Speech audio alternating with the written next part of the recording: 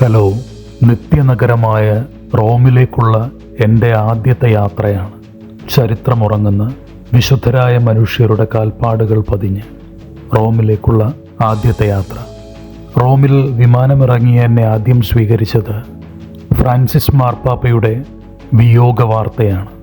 എയർപോർട്ടിനുള്ളിൽ അടക്കം പറഞ്ഞു തുടങ്ങിയൊരു വാർത്ത പിന്നെ പതിയെ പതിയെ TV ചാനലുകളിലും റേഡിയോ സ്റ്റേഷനുകളിലും വാർത്തയുടെ തരംഗം തീർക്കുകയായിരുന്നു. ലോകത്തിൻ്റെ മനസാക്ഷിയെന്നും ലോകത്തിൻ്റെ പുഞ്ചിരിയെന്നും പേരുവീണ വലിയ ഇടയൻ ഫ്രാൻസിസ് മാർപ്പാപ്പ കാലത്തിൻ്റെ തിരശ്ശീലയ്ക്കുള്ളിലേക്ക് മറയുകയാണ്. പത്രോസിൻ്റെ പിൻഗാമിയെന്നും റോമിൻ്റെ മെത്രാനെന്നും വത്തിക്കാൻ്റെ അധികാരിയെന്നും വലിയ മുക്കുവനെന്നും അറിയപ്പെട്ട അർജന്റീനക്കാരനായ ഫ്രാൻസിസ് മരിയ ബെർഗോളിയോ ചരിത്രത്തിലേക്ക് മാറ്റപ്പെടുകയാണ്. തൻ്റെ നിലപാടുകൾ കൊണ്ടും തീരുമാനങ്ങൾ കൊണ്ടും ലോകത്തെ പലതവണ വിസ്മയിപ്പിക്കുകയും അതിലേറെ അമ്പരപ്പിക്കുകയും ചെയ്ത ഒരു മനുഷ്യനാണ് ഫ്രാൻസിസ് മാർപ്പാപ്പ. കടുത്ത യാഥാസ്ഥിതിക നിലപാടുകളിൽ നിന്ന് വളരെ വേഗത്തിൽ വഴിമാറി ചിന്തിക്കാൻ സഭയെ പ്രേരിപ്പിച്ചതിൻ്റെ പേരിൽ അഭിനന്ദനങ്ങളെക്കാൾ ഉപരി പ്രതിഷേധങ്ങളും വിമർശനങ്ങളും സഭയ്ക്കുള്ളിൽ നിന്നും പുറത്തുനിന്നും ഏറ്റുവാങ്ങേണ്ടി വന്നൊരു മാർപ്പാപ്പയാണ്.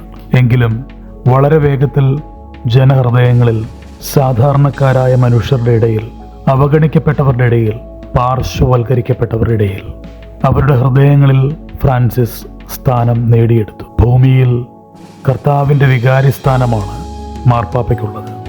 ഉന്നതമായ പദവിയിലിരിക്കുമ്പോഴും എളിമ മുഖമുദ്രയാക്കി പുഞ്ചിരി തൻ്റെ സ്ഥാനചിഹ്നമായി കൊണ്ടു നടന്ന് അനേകം ഹൃദയങ്ങളെ കീഴ്പ്പെടുത്തിയ ഫ്രാൻസിസ് തിരശ്ശീലയ്ക്കുള്ളിലേക്ക് മറയുമ്പോൾ ഒരുപാട് കാര്യങ്ങൾ ഓർക്കാനും ചിന്തിക്കാനും പ്രാവർത്തികമാക്കാനും നമ്മളെ പഠിപ്പിച്ചുകൊണ്ടും പ്രേരിപ്പിച്ചുകൊണ്ടുമാണ് അയാൾ പോകുന്നത്.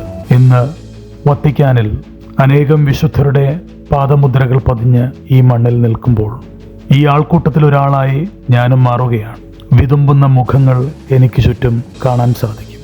ഫ്രാൻസിസ്കോ എന്ന പേര് പലയിടങ്ങളിൽ നിന്നും ആളുകളുടെ നാവുകളിൽ നിന്നും ഉയരുന്നുണ്ട്. കണ്ണീരടക്കാനാകാതെ ചിലരൊക്കെ പല വഴിക്ക് കരഞ്ഞുകൊണ്ട് നടന്നു പോകുന്നുണ്ട്. എല്ലാ റോഡുകളും റോമിലേക്ക് എന്ന് കേൾക്കുന്നത് പോലെ പലയിടങ്ങളിൽ നിന്നായി ആളുകൾ സെൻറ്റ് പീറ്റേഴ്സ് സ്ക്വയറിലേക്ക് ഒഴുകിക്കൊണ്ടിരിക്കുകയാണ്.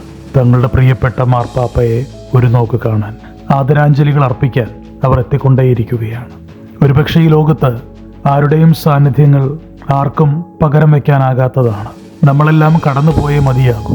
നമ്മുടെ കടന്നുപോകലുകൾക്കിടയിൽ നാം ഇവിടെ ജീവിച്ചിരുന്നു എന്നുള്ളതിൻ്റെ ഒരു മുദ്ര നമ്മുടെ പ്രവർത്തികൾ കൊണ്ട് ഈ ലോകത്തിൽ അവശേഷിപ്പിക്കുക എന്നുള്ളത് ഏറ്റവും പ്രധാനമാണ്. അതിന് ഏറ്റവും നല്ല മാർഗം ഏറ്റവും നല്ല ഒരു മനുഷ്യനായിരിക്കുക എന്നുള്ളത് തന്നെയാണ്. സ്നേഹത്തോടും പുഞ്ചിരിയോടും കൂടെ ജീവിത സാഹചര്യങ്ങളെയും മനുഷ്യരെയും നേരിടാനുള്ള കഴിവ് നേടിയെടുക്കുക. ഈ ആൾക്കൂട്ടത്തിനിടയിൽ ഇവിടെ നിൽക്കുമ്പോൾ എനിക്ക് തോന്നുന്നത്, പുഞ്ചിരി കൊണ്ട് ഏറ്റവും ഉന്നതങ്ങളിലിരിക്കുമ്പോഴും അനേകം ഹൃദയങ്ങളിൽ നസ്രായൻ്റെ സ്നേഹം പകർന്നു നൽകിയ ഒരു മനുഷ്യൻ്റെ ഓർമ്മയാണ്. നമ്മളൊക്കെ ഒരുപാട് കാലം ജീവിച്ചിരിക്കണമെന്നൊന്നുമില്ല.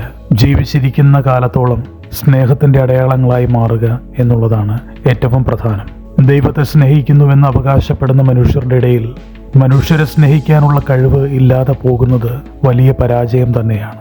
നീ ദൈവത്തെ സ്നേഹിക്കുന്നുവെന്ന് പറയുകയും മനുഷ്യനെ സ്നേഹിക്കാതിരിക്കുകയും ചെയ്താൽ കളവാണ് പറയുന്നത് എന്ന് വേദഗ്രന്ഥം നമ്മെ പഠിപ്പിക്കുന്നുണ്ട്.